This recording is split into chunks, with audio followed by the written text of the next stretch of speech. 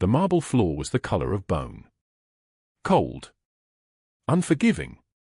Mia Sinclair's knees pressed against it as her scarred hands moved with the kind of precision that only comes from 8 years of learning to survive in places where mistakes meant death. The child on the floor was 6 years old. Her name was Emma. Her lips were turning blue. Foam collected at the corners of her mouth. Her small body convulsed in that terrible rhythm that Mia had seen before in the shelters, the kind of seizure that stops hearts, that erases futures, that transforms a living child into a catastrophe in seconds. Emma's eyes had rolled back until only the white showed, and her fingers clawed at nothing, at air, at the vast emptiness of her own failing body. The wind howled outside the floor-to-ceiling windows. The blizzard had turned the Los Angeles night into white static, into a living, screaming thing that beat against the glass like it wanted inside. The world beyond those windows had ceased to exist. There was only this room. Only this child. Only this moment stretched thin as breaking glass. Luca Bianchi stood 3 feet away. He was 6'3". His neck tattoos, barely visible above the collar of his white shirt, were the only ornament on a body built the way empires are built, with precision, with violence, with the understanding that power flows through bone and blood before it ever flows through money. His suit cost $8,000. His watch cost more than a year of most people's lives. The scar that ran from his left eye to his cheekbone was a map of a childhood he had spent 23 years trying to forget. In this moment, none of it mattered. His hands were shaking. Powerful hands. Hands that had commanded men to do unspeakable things. Hands that had broken things, bent things, reshaped the entire underworld of Los Angeles according to his will. Those hands were trembling like they belonged to a child.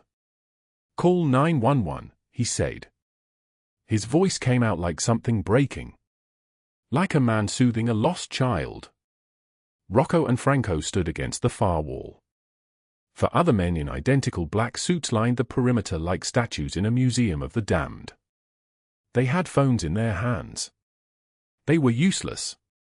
Completely, utterly useless. Because Luca Bianchi had no idea how to save his own daughter. Mia moved. She had not been asked to move. No one had even seemed to notice her. She was the cleaning girl, the one in the black and white uniform with the chemical smell of floor wax still clinging to her hair, the one who scrubbed the mansion's marble floors on her hands and knees every other night. She was 27 years old but looked 40. She was the kind of invisible that comes from being poor, from being used, from spending 8 years in a labor trafficking operation that had finally released her with an ultimatum: pay $85,000 by Friday or he would find her sister Emma and take her the way he had taken so many others from the shelter. She turned the child on her side with a kind of gentleness that contradicted every hard thing about her. She tilted Emma's head back. She cleared the child's airway with fingers that knew exactly what they were doing. She checked the pulse at the small girl's neck and felt it racing like a bird trapped in a cage made of bone. "Get me towels. Now." Mia's voice cut through the room like a blade. "Call an ambulance. Tell them febrile seizure, tell them she's 6, tell them she's seizing actively, tell them I need them in 4 minutes." Rocco moved. Then Franco. Then all 4 men moved at once, phones already ringing, voices already speaking in the rapid-fire cadence of people who understood that in this moment, speed was mercy. Luca Bianchi watched the invisible maid in the $12 uniform command the mafia underworld of Los Angeles. He watched her cradling his daughter's head like the child was something precious. Like Emma was not just a child but a prayer that mattered. She whispered to Emma. Soft words. Words about colors and safe places and how the sky clears after the rain. Something cracked behind his eyes. The room went silent except for the sound of Emma's ragged breathing and the howl of the blizzard against the windows. White light flickered across the marble floor. The wind was trying to tear the world apart. Mia kept her hand steady. She kept her voice low and certain. "It's going to be okay, sweetheart. I'm right here. I'm not going anywhere." But what she did not know, what none of them knew, was that this single moment would become a hinge upon which an entire life would turn. The sound of sirens cut through the blizzard. Paramedics moved into the mansion like water flowing through a broken place. They took Emma from Mia's scarred hands and lifted her onto a stretcher. Oxygen. Medicine. The machinery of salvation arriving at the last possible second. Luca moved toward his daughter with the instinctive motion of a father, but his eyes stayed on Mia. On her shaking hands. On the way she had not moved, had not panicked, had not let a child die. In 15 years of working for Luca Bianchi, Rocco had never seen his boss look at anyone like that. Like he was witnessing something impossible. Something that should not exist in his world of concrete and violence and money and control. Mia watched them take Emma to the ambulance. She did not speak. She did not move. She just stood in the center of the marble floor with the chemical smell of cleaning supplies still clinging to her uniform, and something shifted beneath the surface of her own careful, constructed world. Now the blizzard raged outside. Now the night pressed against the windows like something alive and hungry. Now let us go back to where this story truly began. Let us go back to 5 hours earlier, to a woman driving an ancient sedan down the Pacific Coast Highway during a storm that should have killed her. Let us go back to $78 in a pocket and a debt that could not be paid. Let us go back to the moment when everything broke. The clock on the dashboard read 8:08 p.m.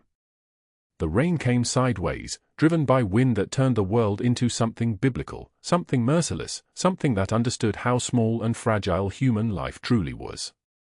Mia Sinclair's hands gripped the steering wheel of a 2003 Honda Civic that was held together by prayer and duct tape and the stubborn refusal to accept defeat. The car had been making a sound for 3 weeks now, a grinding noise that lived somewhere in the engine, something mechanical dying by inches. She had ignored it because she could not afford to have it fixed. She had ignored it because ignoring things was a skill she had perfected over 8 years. The ancient sedan's engine made the sound once more. Then again. Then it simply gave up. The car coasted toward the shoulder of the empty highway. Black asphalt. Black sky. Black ocean somewhere below the cliff edge, though Mia could not see it. She could only hear it. The sound of waves crashing against rocks. The sound of something ancient and indifferent meeting something temporary and fragile. She sat in the driver's seat of the dying car and let her hands fall to her lap. $78. That was all she had left in her pocket. $78 stood between eating for 2 more weeks and paying the deposit on a new apartment and staying alive in a city that devoured people like her for breakfast. She needed $500 for a mechanic to look at the engine. She needed $85,000 by Friday because Douglas Hale, the man who had owned her for 8 years, who had taken her labor and her dignity and her hope and left her with scars, had finally decided to release her. But the release came with a price. Pay $85,000 by Friday or he would find her sister Emma at the community college and take her the way he had taken so many others from the shelter. Emma was 20. Emma was brilliant. Emma had a future that existed in a world beyond Douglas Hale's reach. Mia had not eaten since yesterday. She had not slept properly in weeks. The black and white uniform of a delivery driver clung to her thin frame, and the smell of the fast food restaurant she had worked at for the past 2 days hung on every thread. Minimum wage. No benefits. Cash only, so there would be no record, no proof, no trail that could be followed. The wind rocked the Honda Civic like it was a toy. Like it was nothing. Mia closed her eyes and felt the despair settle into her chest like something with weight, with mass, with the capacity to crush everything in its path. She did not know that 3 miles away, a black convoy was moving through the blizzard on the same highway. She did not know that Luca Bianchi sat in the back seat of a bulletproof Mercedes, on his way to a meeting that would decide the fate of a smuggling operation that moved through 3 states. She did not know that his daughter Emma had developed a fever 3 hours ago that was climbing past 104 degrees. She did not know that in a matter of moments, everything would change. But the blizzard knew. The ocean below knew. The wind screaming across the empty highway at midnight knew that something was about to break open. Something was about to transform. Something was about to arrive that would remake the world into a place neither of them could have imagined. The first thing Mia saw was the headlights. Twin beams cutting through the storm like twin blades. Then another set. Then another. Until the night became a corridor of light and the sound of engines, powerful, controlled, deliberate, filled the space between her dying car and the infinite dark. 3 days before the blizzard. 3 days before the convoy. 3 days before everything broke open like ice on a frozen lake. Mia Sinclair stood in the walk-in cooler of the restaurant, counting the same $78 for the 14th time that day. $78. The worn bills felt insubstantial in her calloused hands, like they might dissolve into nothing if she held them too long. In her other pocket sat a crumpled envelope. An invoice. A demand. A countdown written in black ink that might as well have been a death sentence. $85,000 by Friday. 7 days. She did not know how to close her mind around that number. 85,000 was not a sum she could comprehend. It existed in a different universe from the one where she lived. In her universe, $1 was the difference between eating and not eating. $5 was a tank of gas. $10 meant she could buy cold medicine for the cough that had lived in her chest since October. $85,000 was a number that belonged to other people. To people with jobs that paid salaries instead of $3 an hour under the table. To people who did not have to count pennies at the grocery store like a gambler counting poker chips. She shoved the money back into her jeans pocket and returned to the kitchen, where the dinner rush was beginning to pile up. Plates clattered. Fryers hissed like angry animals. The manager, a man named Peter with a nicotine stain on his teeth, barked orders without looking at her. Table 7 needs their water refilled. Move faster. You're slower than the lunch crew. Mia moved faster. She was always moving faster, in every job, in every location, in every moment of her life. Faster than exhaustion. Faster than hunger. Faster than the weight of 8 years that pressed down on her shoulders like hands trying to push her through the floor. The blizzard was building outside the windows. She could see it gathering in the darkness beyond the parking lot, the snowflakes becoming thicker, more aggressive, more insistent. By the time her shift ended at midnight, the storm would be serious. By tomorrow, it would be dangerous. And she would have to drive to Luca Bianchi's mansion in that storm, in her 1997 Honda Civic with 240,000 miles and a transmission that made sounds like grinding bone, because he paid $200 every time she and the other cleaners came through his house on Tuesday and Thursday afternoons. $200. Divided 4 ways. $50 per visit. She had 32 visits left until Friday. That was $1,600. Nowhere near enough. The math had stopped making sense 6 months ago, right after Douglas Hale released her. He had come to the apartment she shared with 2 other women in a building that smelled like backed-up sewage and cigarettes, wearing his expensive suit and his manicured hands and his smile that had convinced 20 girls to leave the shelter with him over the course of 2 years. 20 girls. Only 3 had returned. The ones who came back did not speak about where they had been. They simply sat on the edges of beds and stared at walls and flinched when anyone moved suddenly. Mia had been one of those girls once. That was how it started. She was 17, living at St. Catherine's Shelter on Figueroa Street, trying to take care of her little sister Emma, who was 5 years old and still believed that the world was full of kindness. Douglas Hale arrived on a Tuesday morning with job offers. Housekeeping work, he had said, his voice smooth as olive oil poured across marble. Honest work. Good money. Enough to get you both into real housing. Enough to give your sister a real life. Emma had believed him. So had Mia. For 8 years, she had worked under Douglas Hale. She cleaned hotel rooms for $3 an hour. She worked under the table. No records. No proof. No trail. The money he gave her was never quite enough to leave, never quite enough to save, never quite enough to matter. When she asked for minimum wage, he had her transferred to a different location and ensured she understood the cost of her ingratitude. The scars on her back came from that conversation. White lines that caught the light when she showered, a topographical map of the moment she learned to stop asking for things she was not supposed to have. All the while, Douglas kept Emma waiting. Emma, who was at St. Catherine's shelter, growing up in institutional grey, waiting for her sister to save her. Every conversation with Douglas, every threat that accompanied it, began and ended with Emma's name. Your sister is so pretty. So young. I would hate for something to happen to her. 6 months ago, something had shifted in Douglas's business. Mia aged out of his preferred market. 25 was too old. She was no longer profitable. He released her from the debt, or so she thought, but kept the obligation in place. New accounting. New fees. A debt that had somehow grown from 8 years of labor into a specific number, $85,000. You think you're free, he had said to her in the parking lot of the diner 3 nights ago, his fingers closing around her arm hard enough to bruise. His nails dug in. His suit jacket was cashmere.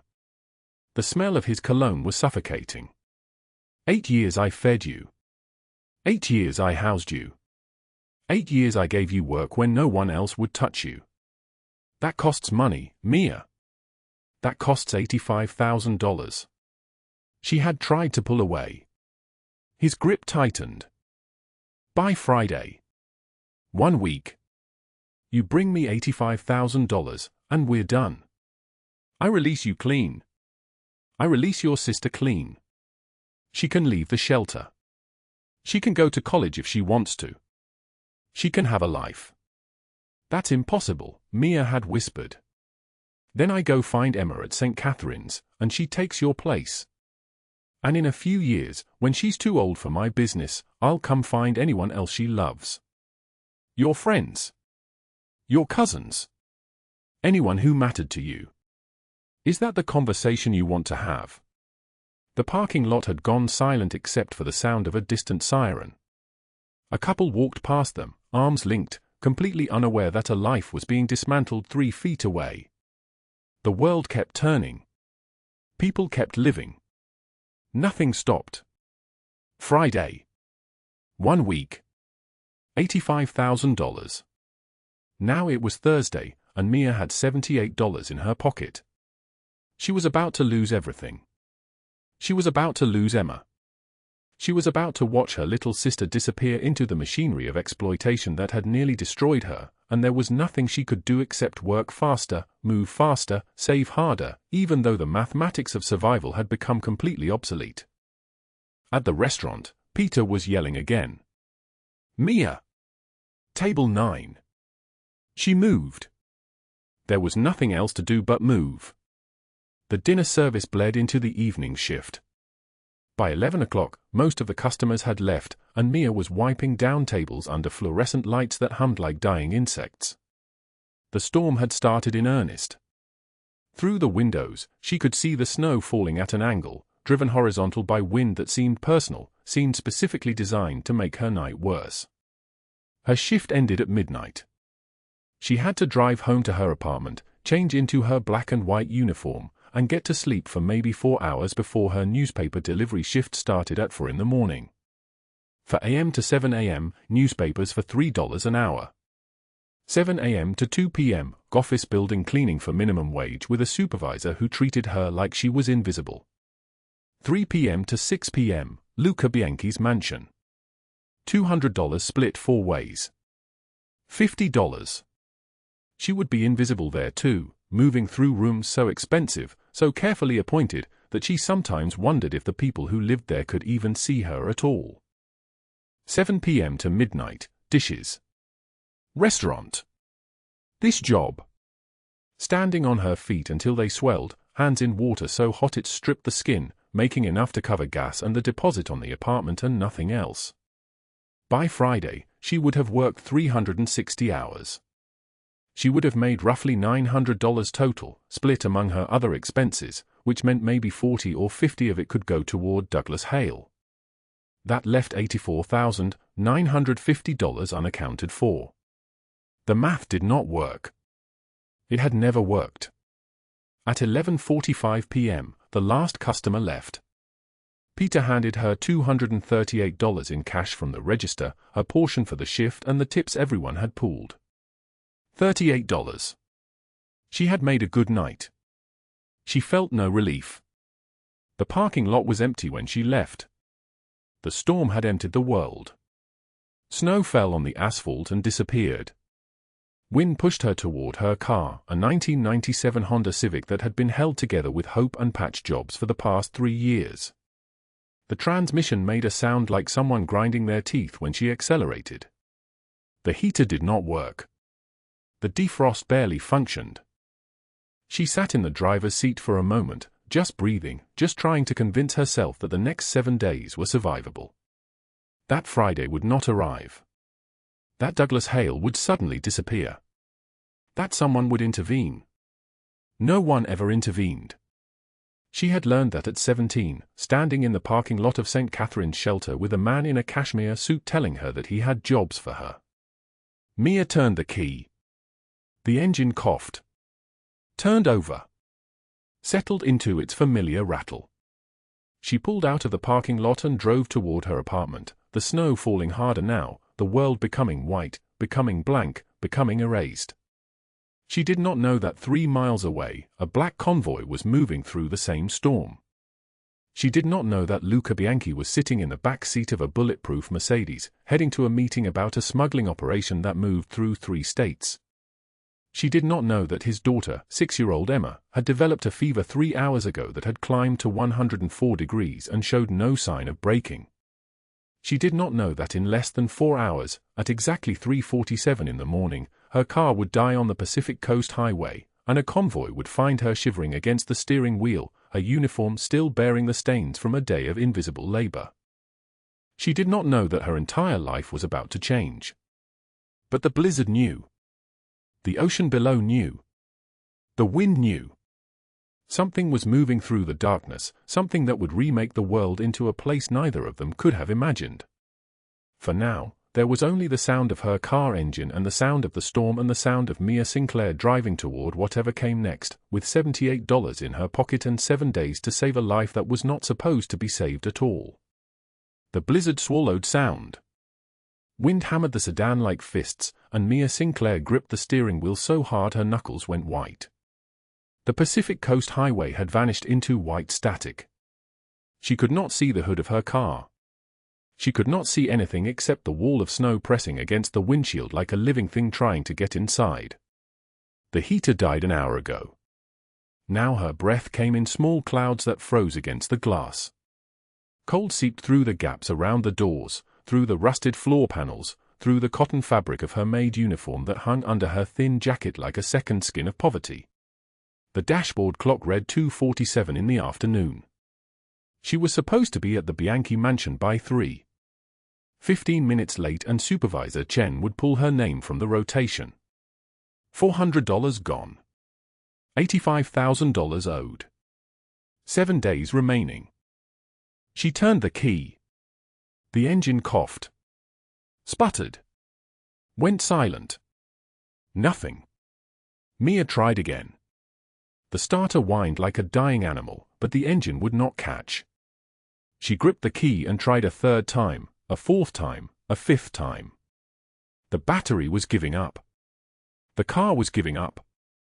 The engine turned over once more on the 9th attempt and she heard something critical break inside the combustion chamber, a sound like a tooth shattering. Dead. The snow fell heavier. No cell signal. No houses visible in any direction. Just the highway erased and the wind that screamed against the car in waves, rocking the chassis on its suspension. Mia wrapped her arms around herself and felt the trembling start in her shoulders and move down through her body like an infection spreading. This was how it ended. Not Douglas Hale with his soft voice and his hands like weapons. Not the debt spiraling into impossible mathematics. Just cold and silence and a blizzard that did not care that she had $17 in her other pocket and $78 total in the world and 5 more jobs scheduled before Friday and nowhere to go if the cold decided to take her right here on the shoulder of a highway that no one would search for 2 weeks. The sound came first. Engine noise, deep and powerful, cutting through the wind. Multiple engines. moving in formation despite the snow. Headlights emerged from the white like eyes opening in darkness, three shapes becoming vehicles, becoming a convoy, moving slow and deliberate and utterly unafraid of the blizzard that was killing her. Three black SUVs. Windows tinted black. The kind of vehicles that appeared in the darker corners of her dreams. They slowed. Stopped parallel to her sedan. The middle vehicle's door opened. A man stepped out into the snow and the wind did not touch him. He was tall, broad-shouldered, wearing a black coat that cost more money than Mia had earned in 2 years. Dark hair slicked back. Neck tattoos visible even in the storm. A face like carved granite. A scar that ran through his left eyebrow like a blade had once tried to split his skull open. Luca Bianchi did not recognize her at first. She was just a shape in a broken car, nothing significant in the landscape of his empire. But Rocco, his lieutenant, checked the sedan's plates through a window and said something low to his boss. Something shifted in Luca's expression. He walked to Mia's window and knocked. She rolled it down slowly. The cold rushed in like punishment. His eyes found her face and he saw everything. The shaking. The thin jacket. The maid uniform beneath it bearing the stains of her invisible labor from 6 hours of scrubbing marble floors and collecting the crumbs of his wealth. He saw her like a hunter sees prey, like a king surveys a peasant, like a man from a different world makes contact with someone from the bottom of a very deep hole. "You work for me?" Not a question. Mia nodded. She did not recognize him, but she recognized the voice. The authority. The certainty that the world would bend to his will. "Get in the car. We will tow yours."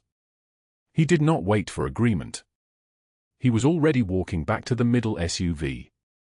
She hesitated for half a second. Men in black suits. A convoy moving through a blizzard with purpose. This was not normal. This was dangerous. But the cold was killing her from the outside and the deadline was killing her from within.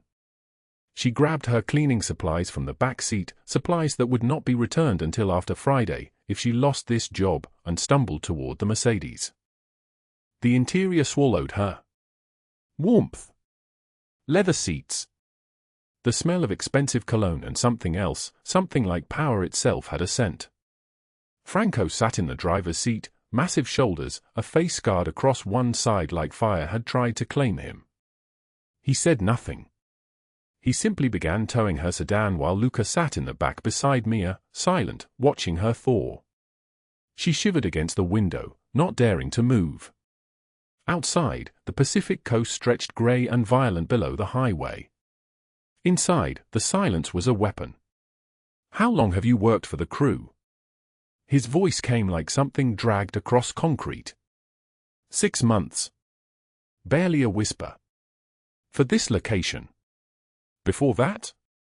2 other houses. 3 years total. He nodded slowly. "You are good at your work. The supervisor says you are always on time. Never complain. Work harder than the others." How did he know these things? Men like him did not track maid performance. Unless someone was reporting on her. Unless he had noticed her for a reason that had nothing to do with cleaning. The mansion appeared through the snow like a castle materializing from mist. White marble. 3 stories. Floor-to-ceiling windows overlooking the Pacific. Guards in suits stationed at the gates. Satellite dishes on the roof. A fortress on a cliff, a place where the rules of the street outside did not apply. Luca guided her through corridors of cold stone and steel-grey walls. Staff scattered at his approach. He led her to a guest room on the 2nd floor, larger than any space she had occupied in her 27 years of breathing. A bed with white linens. Windows showing the storm raging across the ocean. A bathroom with a shower that had water pressure. Dry off. There are clothes in the closet. Someone will bring you food. He paused at the door. The storm will not clear until tomorrow. You will stay. Not an offer. A command. She stood in the center of the room after he left, afraid to touch anything. terrified she would contaminate something expensive with her poverty. But the shaking from the cold would not stop, and the clean clothes called to her like a prayer, so she peeled off the wet uniform and stepped into the shower. The water was so hot it burned. She watched dirt and snow spiral down the drain and did not recognize the pale figure in the mirror afterward. Too thin. Dark circles beneath her eyes like someone had beaten her repeatedly with ink. A bruise on her upper arm, yellow-green, still tender to the touch. Douglas's grip from 3 days ago when she had miscalculated the payment by $200. She pulled the sleeve down and did not think about his voice saying the same words he always said, "You are lucky I even let you live." Downstairs, in a study lined with dark wood and leather chairs, Luca sat behind a desk that was itself a statement of power. He gestured for her to sit across from him. "Why do you work 3 jobs?" His eyes did not leave hers. She should have lied. But the silence was too heavy, and the number had been choking her for months. "I owe someone a lot of money." She heard her voice crack. $85,000. "I have 7 days to pay half of it or," she stopped. "Or what?" "Or he would find her sister Emma at St. Catherine's shelter. Or he would take her the way Douglas had taken 17 other girls. Or another life would disappear into the machinery of men who believed that desperation made women invisible." Rocco, standing by the door, let out a low whistle. Luca did not move. "What kind of debt?" He asked it like he already knew. "Student loans. Medical bills." The lie moved across her tongue smooth as poison. He did not believe her. She could see it in the way his jaw tightened, the way his eyes narrowed. But he did not push. "You should know something about me." He leaned back in his chair.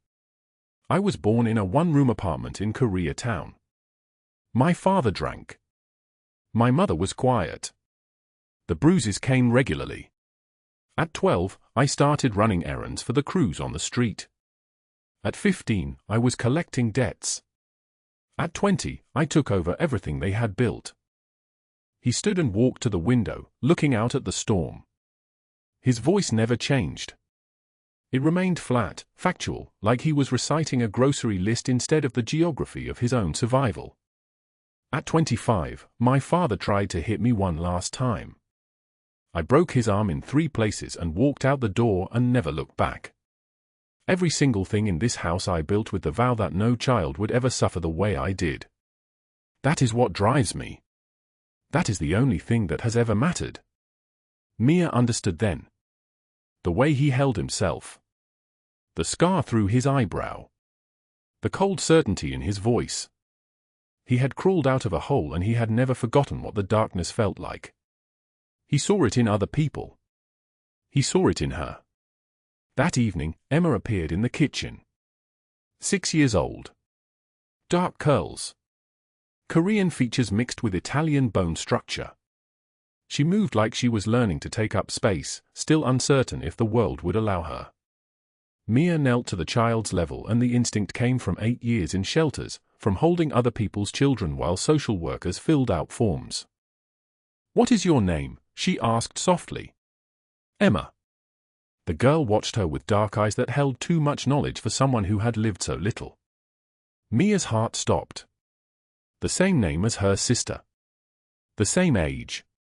The same way of looking at the world like it might hurt her at any second. "That is a beautiful name," Mia whispered. Emma tilted her head. "Why are you sad?" "I am not sad." "Yes, you are. Your eyes are sad."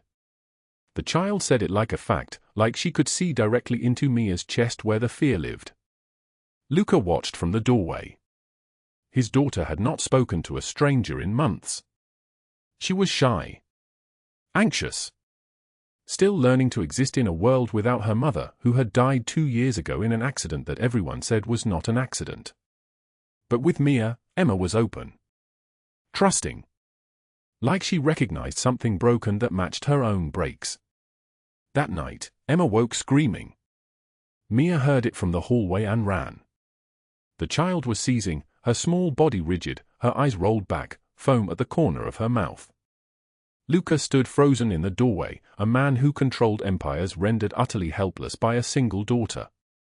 Mia moved without thinking. She had seen this before. She knew what had to happen. She turned Emma on her side to keep her airway clear, checked her tongue, timed the seizure, spoke softly to a child who could not hear her. "It is okay, baby. It is okay. You are safe." The seizure ended. Emma gasped and opened her eyes and found Mia's face. "I am here," Mia said. "You are safe." Paramedics arrived in minutes. The response was immediate because this was a man with power. Emma was stabilized. The paramedic told Luca that her quick action had prevented significant brain damage. That another minute and Emma might have seized again. That this stranger's knowledge had saved his daughter's life. Afterward, in the kitchen, Luca found Mia standing with her hands shaking from adrenaline. He looked at her like she had rearranged the stars. "How did you know what to do?" "I grew up in shelters." The words came out barely audible. "Kids got sick a lot. Someone had to know." Luca stepped closer. His voice came low and rough like broken glass. "You saved her life. Anyone would have." "No. They would not. You are the first person who saw her and chose to act without hesitation. You did not ask for payment. You did not negotiate. You saw a child in danger and you moved." He paused. "You are not like anyone I have ever met." That night, sleeping in the guest room, Mia's phone buzzed. A text from an unknown number. But she knew who sent it. She had memorized the way Douglas wrote, the rhythm of his cruelty. 6 days, Mia. Tick-tock. Checked on Emma at the shelter yesterday. She says hello. Mia's entire body went cold. Not the cold of the blizzard. This was the cold of her sister's name in the hands of a predator. The cold of knowing he had walked through the same halls where Emma slept, had stood near her while she was vulnerable and small. She deleted the message and lay in the dark, doing the math over and over. Halfway through the night, her phone rang. Unknown number. She answered. "Hello, Mia." Douglas's voice was smooth and warm like honey poured over broken glass. "Miss me?" She hung up. He called back immediately. "Do not hang up on me, Mia. That was rude. I am trying to help you. I am trying to remind you that Friday is coming. That your sister is so beautiful. That she would be very valuable in certain circles." Mia did not say anything. The threat hung in the silence between them like poison gas. 300,000 for her indenture. That is the going rate for girls that young. Clean slate for you. Debt forgiven. You could disappear. Start over. She hung up again. Her hands were shaking so badly she could not hold the phone steady. The next morning, Rachel Dawson arrived. She was early 30s. Designer suit that cost what Mia earned in 4 months. Hair blown out. Nails sharp like weapons. She moved through the mansion like she owned it, pausing to examine expensive art like she was pricing it for theft. She found Mia in the hallway. "So you are the stray Luca picked up in the snow." Rachel smiled, but it did not reach her eyes. The smile was the smile of something with teeth, something pretending to be friendly while calculating exactly how hard it could bite. How charitable. Taking in the help. Does he do this often? Or are you special? Mia kept her eyes down. The uniform is a nice touch. Really sells the desperation. Rachel stepped closer, and Mia could smell her perfume, expensive and cloying. You should be very careful, little maid. Men like Luca do not keep things. They use them up and throw them away. Whatever he told you, whatever you think this is, it will end badly for you. She walked away, her heels clicking on the marble floor like a countdown. That night, Mia returned to her apartment for clothes and money from her hiding place. The door was ajar. Her stomach dropped. Inside, everything had been destroyed. Drawers pulled open. Her mattress slashed. Her few possessions scattered like someone had searched for something specific. On the bedroom wall, in red spray paint, a single message, 5 days. Mia sank to the floor. She pulled her knees to her chest. And for the first time in 8 years, she broke. The tears came like something that had been waiting to be released, like 8 years of holding it together finally cracked open. She sobbed in the ruins of her life and understood with complete clarity that she was running out of time. That the walls were closing in. That in 5 days, everything would either be saved or everyone would be taken. She had $47 left in the world. She had a daughter of her sister to save. She had absolutely no idea what was about to happen. The rain hammered against the warehouse windows like fists demanding entry. Inside, the air hung thick with diesel fuel and the smell of wet concrete. Luca Bianchi stood motionless in the center of the space, his tailored black suit pristine despite the chaos that had unfolded around him moments before. Behind him, 12 men in dark coats formed a silent perimeter, their breathing synchronized, their bodies angled inward like wolves closing a circle. On his knees, Douglas Hale trembled in his soaked bathrobe, the fabric clinging to his gaunt frame. His face was the color of old newspaper, eyes wide and rolling like an animal sensing the slaughterhouse. Blood dripped from his mouth where Franco's fist had connected. He had been screaming for 45 minutes, but the screaming had stopped. Luca's voice came out low and flat, the kind of voice that made men's spines straighten involuntarily. You took 8 years from her. 8 years of her life. And you believed she owed you money for the privilege. Douglas tried to speak. Nothing came but a whimper. Rocco, Luca's lieutenant, stepped forward. Rocco was 6'3" with scars mapping his left temple like a roadmap of old violence. His knuckles were split and bleeding. He had been the one doing most of the talking with his fists. The FBI is already moving, Rocco said to Luca, not to Douglas. We sent everything 40 minutes ago. They're assembling the raid team now. Luca nodded once. He looked down at Douglas Hale the way a general might look at a conquered territory, not with satisfaction, but with the distant understanding that something necessary had been completed. 40 years, Luca said. That is how long the federal sentencing guideline is for trafficking 17 women. 17, Douglas. You kept meticulous records. How generous of you. His tone held no warmth. You will spend the rest of your life in a cell the size of the closet you kept them in. And every night, you will remember her face. That is the part you cannot bribe, cannot threaten, cannot negotiate. Your own mind becomes the prison. He turned away and walked toward the steel door where the rain was visible through a reinforced window, streaking the glass like tears. Nobody was crying. The raid happened at 6 in the morning, coordinated with federal precision.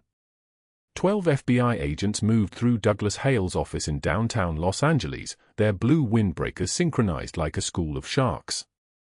They seized servers, filing cabinets, 3 hardcover ledgers written in Douglas's own hand. They found photographs. They found names. They found 17 addresses where 17 women had been held. By 8 o'clock, Douglas Hale's face was everywhere. Perp walk footage showed him handcuffed between 2 agents, his bathrobe replaced with an Orange County Jail jumpsuit. The helicopter footage captured Luca Bianchi standing across the street, watching, his hands clasped before him. He did not move. He did not speak. He simply watched his enemy disappear into the machinery of federal justice. The news anchors called it the largest human trafficking bust in Los Angeles County history. But that was only half the reckoning. Rachel Dawson received the IRS letter at her penthouse on Wilshire Boulevard. It arrived at 9 in the morning, hand-delivered by federal agents in dark suits who moved through her marble foyer like they owned it. The letter outlined 12 years of tax evasion, shell corporations, money laundering, fraud. The numbers were staggering. The documentation was perfect. Rachel's face went from pearl white to the color of old wine. By noon, the story was breaking on every news outlet. Rachel Dawson, socialite and philanthropist, arrested at the Beverly Hills Police Department after trying to flee in a Tesla. The security footage from her charity gala showed federal agents moving toward her table while she was mid-sentence, a designer clutch falling open, her reputation collapsing in real time. The cameras loved it. Social media turned her into a punchline by 2 o'clock. By evening, her lawyer was advising a plea deal. 12 years federal prison, restitution of $800,000, lifetime loss of financial certifications. Every bank board she had sat on distanced itself immediately. The country club revoked her membership in a terse email. Friends stopped returning her calls before the afternoon news cycle finished. Both villains gone. Not dead, but erased. Which was, perhaps, worse.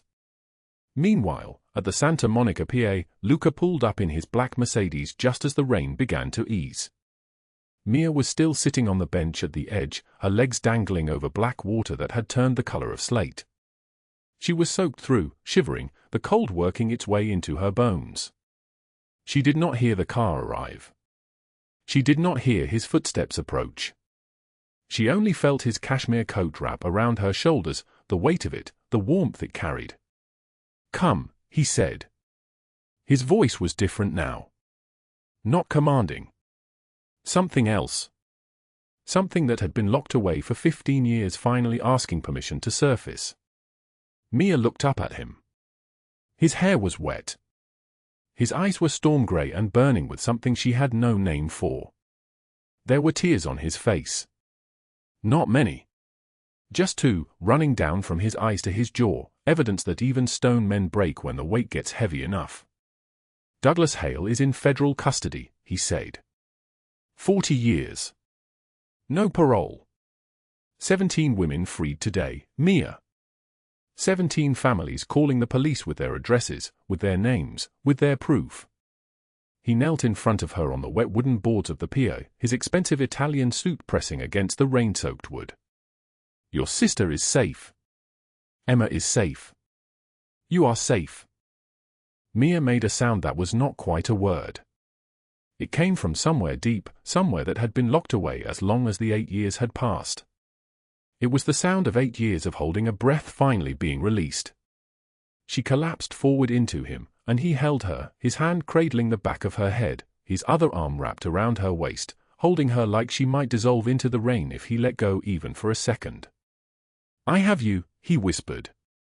"I have you now. And I am not letting go." The rain continued to fall, but it felt different now. It felt like washing, like starting again, like the sky finally understanding that some people deserve to breathe. Rocco and Franco waited in the car, 30 feet away, pretending to check their phones. But they were watching in the side mirror. Marco pulled up in his black SUV and saw what was happening on the pier, the rain turning the city into watercolor, his boss kneeling like a prayer had finally been answered. In 15 years, they had never seen Luca Bianchi kneel for anyone. The warehouse was quiet now.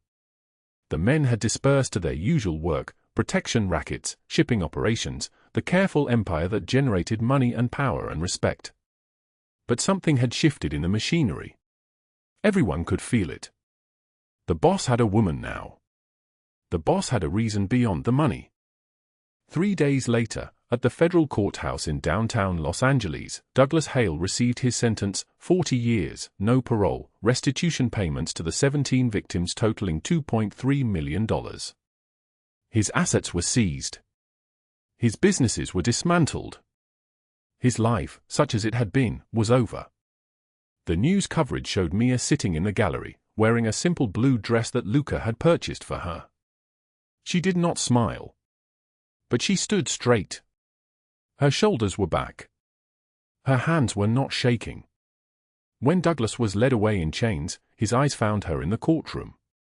In that moment, he understood that the debt had been paid, but not in the way he had calculated.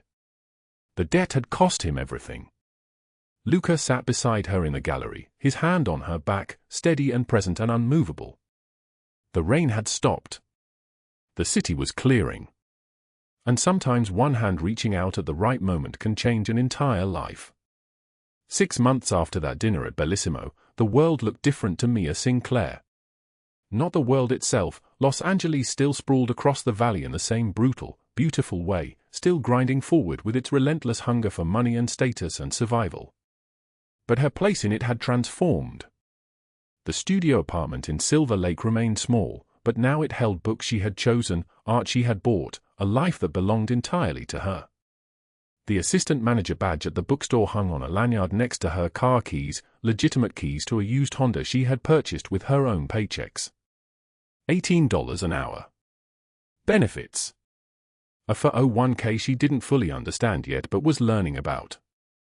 Therapy on Thursday evenings with Dr. Patterson, who never flinched when Mia described the 8 years of trafficking, the violence, the names that still appeared in her nightmares at 3 in the morning. The nightmares had become less frequent.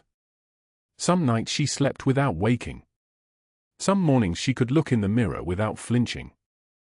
Luca Bianchi had disappeared from her daily life with the same quiet precision he had entered it. No texts. No unexpected appearances. No black SUVs idling outside the bookstore.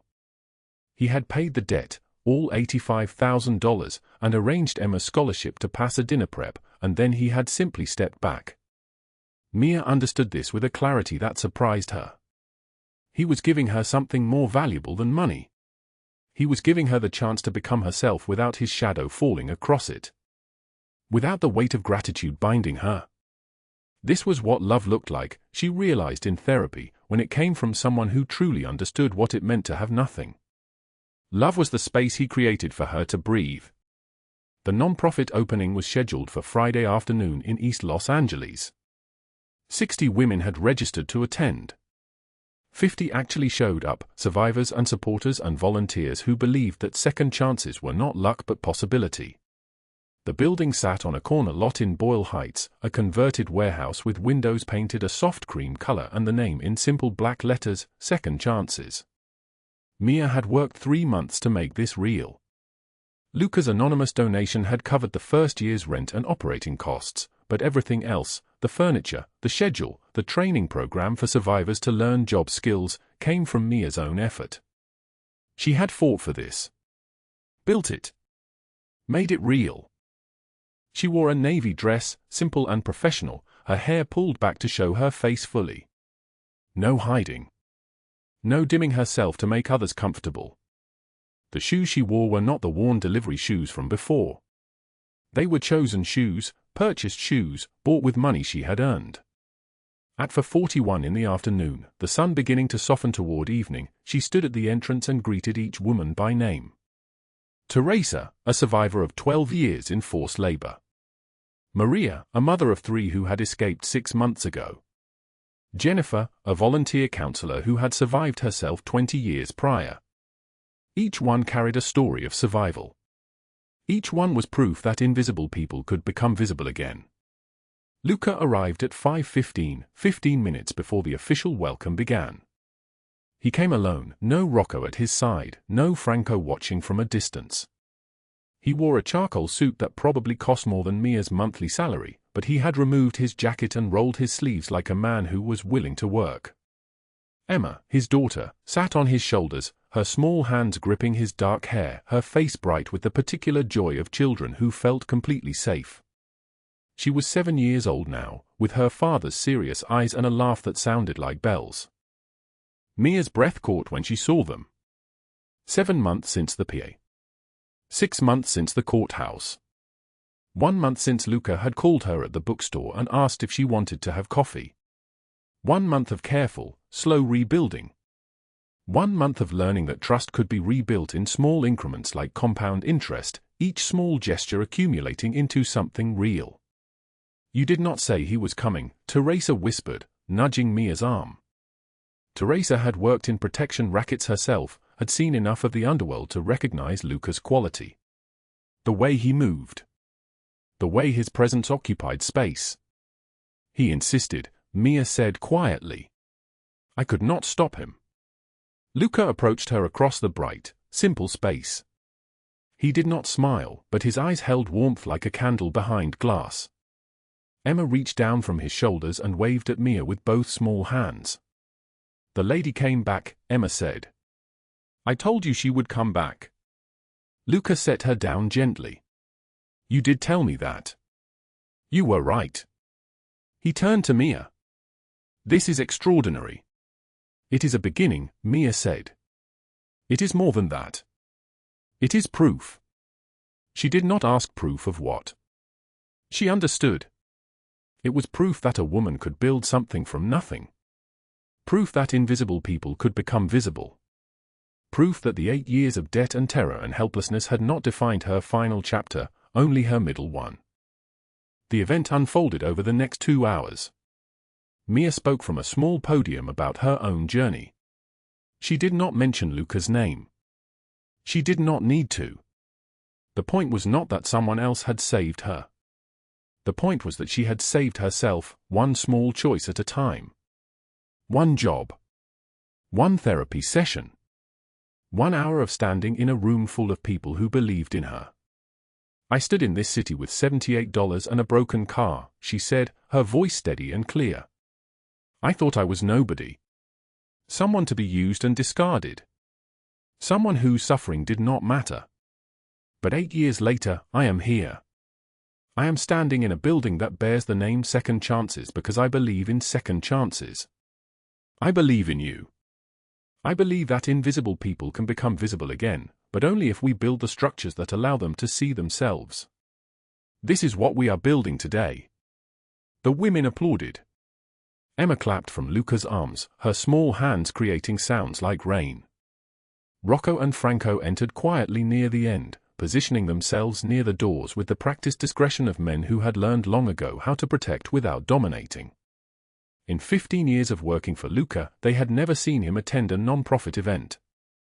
In 15 years, they had never seen him with a woman who was not his daughter. The shift was subtle but seismic.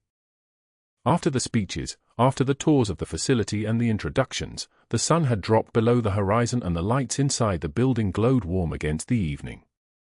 Mia found Luca outside on the corner, Emma asleep against his chest, her face peaceful. The city sounds drifted around them, sirens in the distance, a neighbor's radio playing Spanish-language news, the hum of traffic on Boyle Avenue. You did not have to come, Mia said. Yes, I did. His voice held the weight of certainty. This is your victory. It is ours, Mia said. She reached up, her hand finding his face, and kissed him in front of Rocco and Franco and everyone else. The kiss was not desperate or grateful. It was even. Equal. The kiss of a woman who had become whole again, kissing a man who had learned that protecting someone meant sometimes stepping back. When she pulled away, he was smiling. In all the months she had known him, she had seen this expression perhaps 3 times. It transformed his face from formidable to human. I love you, she said. The words came out simple and true, no debt attached, no gratitude masquerading as emotion. I love you because you saw me. Because you gave me space to become myself. Because you are better than the violence you inherited. Luca shifted Emma to one arm and pulled Mia against his side with the other. And I love you because you survived. Because when I was at my lowest, you reminded me what strength looks like in human form. Because you taught me that sometimes the most powerful thing a person can do is simply see another person, truly see them, and believe in their capacity to rebuild. They stood there on the corner of a Los Angeles street, a former mafia kingpin and a woman who had clawed her way out of trafficking, and a sleeping child held between them. The city continued around them, indifferent and eternal. But in that small corner, something sacred had been built. Not through violence or money or power. Through recognition. Through the radical act of seeing someone when they were invisible. Mia Sinclair had started with $78 and a fear so profound it had stolen her ability to breathe. She had ended with her own non-profit, her own apartment, her own choices, and a man who loved her not as a possession to be protected but as an equal to be cherished. Douglas Hale would spend the next 40 years in federal prison, his empire dismantled, his name erased from every legitimate business in Los Angeles. Rachel Dawson's humiliation had destroyed her social standing permanently. The news had moved on to other scandals, other villains. But this story was not about their destruction. This story was about resurrection. About how one hand reached out at exactly the right moment could change an entire life. About how visible people and invisible people could meet as equals on the other side of trauma and build something new together. If this story moved you, smash that like button now. Share it with someone who needs to hear it. Subscribe and hit the bell so you never miss a story like this. Comment below and tell us, have you ever been invisible? Who saw you? Who reached out when you needed it most? Drop your story. We read every single one. Tomorrow, a new story drops. You do not want to miss it. Until then, remember this, you are not invisible. You never were.